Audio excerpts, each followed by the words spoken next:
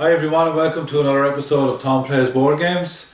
Today I am going to be reviewing Lord of the Rings Journeys in Middle-earth.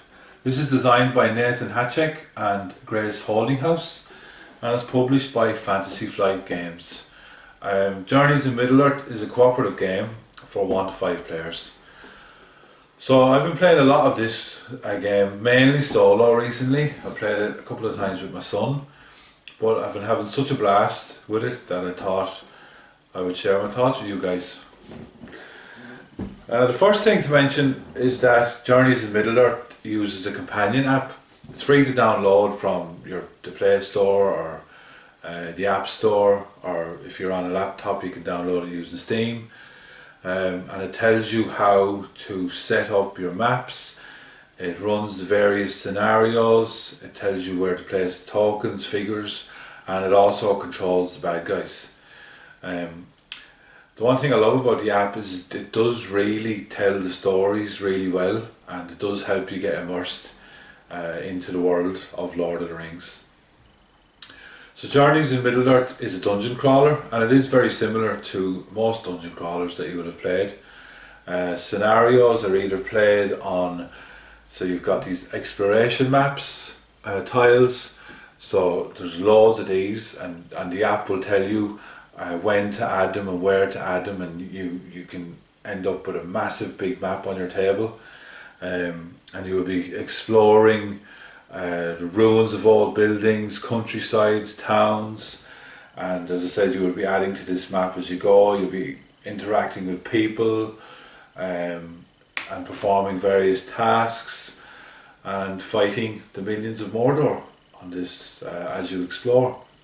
So there's another map. This is battle map, so there's other scenarios that are played out on these double-sided battle maps, and you can add various terrain to these maps, like walls and bushes and fires and statues and all sorts, and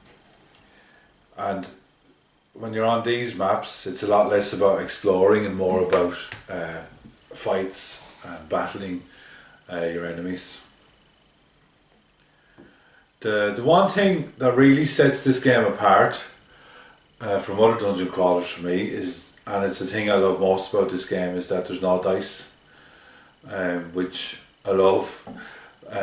So all the various tests and fights you're involved in are resolved using each character's own personal deck of skill cards. And the skill cards are made up, there's 5 or 6 basic ones, which everyone will add to their deck.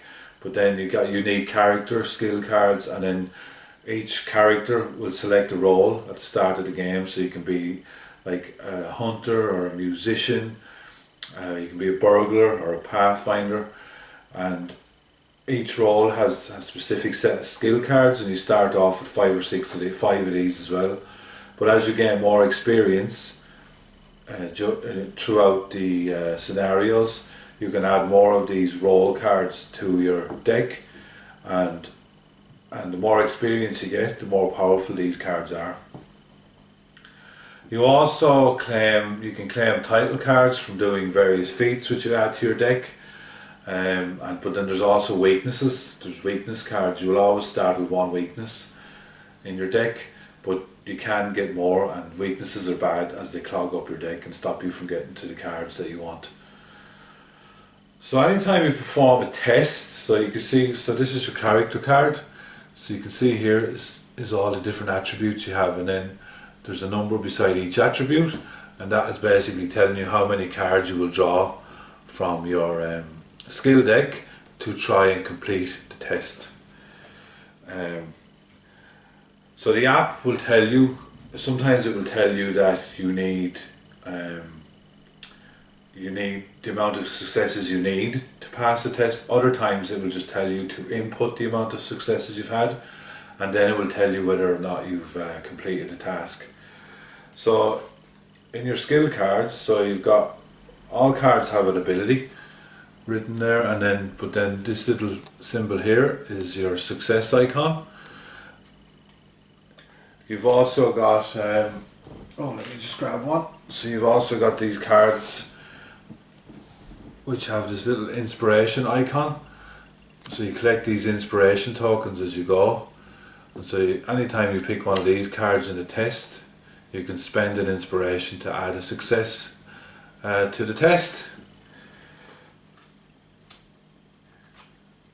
You've got other cards which you can prepare. So at the start of each turn you can prepare cards which you can put down face up in front of you, and then you can use their abilities. So they'll just have an ability on them. You can prepare these cards that have successes on them too, but I tend to keep the cards that have successes on them in my deck rather than use them for their abilities. And these are the weakness cards, so they don't really do anything. They just, as I said, they clog up your deck. There's no negative abilities or anything on them, but if you pull one, that means you've less chance of succeeding in the test. So I much prefer this to dice rolling, I have to say. I mean, it is still a bit random, but you do have some control over the deck. You can manipulate your deck. At the start of each round you will scout, and scouting basically means you can take X amount of cards from the top of the deck, and then you can rearrange them. You can play one, you can prepare one face up in front of you, and then you can, with the other one, so if you pull the weakness card, you could put that at the bottom of your deck, or you could leave one of the cards at the top of your deck. And during the game there is other cards that allow you to scout, so you can scout halfway through your turn, so you can manipulate your deck on your turn as well.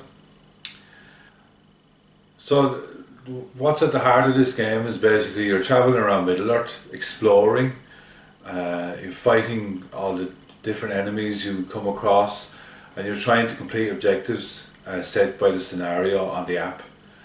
So the app will tell you what your objective is, and you will be trying to complete that in a certain time limit.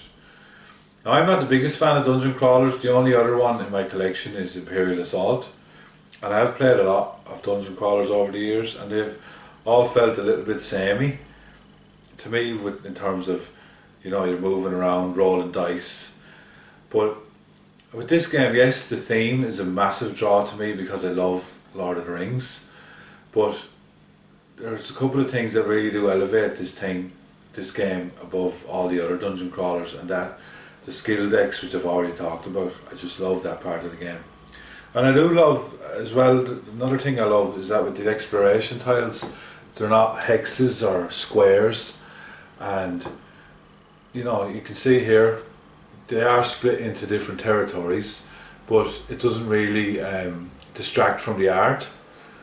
So the art, like the art on these tiles, is amazing, and so that's another thing that I really enjoy about this game that is different to any of the other dungeon crawlers. And even with the battle maps, with the big battle maps, adding the terrain changes that up a little bit too.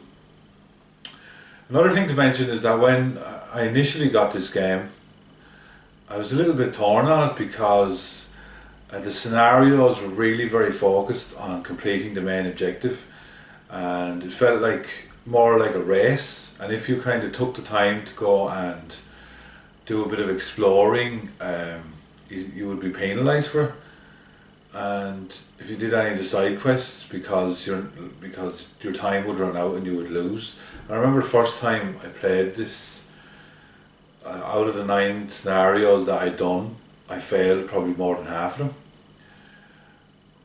As I said, they all felt like a race. But what Fantasy Flight have done since is that they've actually added an adventure mode to the app, and that is just another thing that has really made me love this game, is because in the adventure mode, yes, it is a little bit easier, but it gives you that time to go and explore everything on the map if that's what you want. And that's the kind of game I would prefer to play rather than a race, where I can go around, because there is a lot of side quests you can do with some of these scenarios which have nothing to do with the main story, and so I quite like that about the game.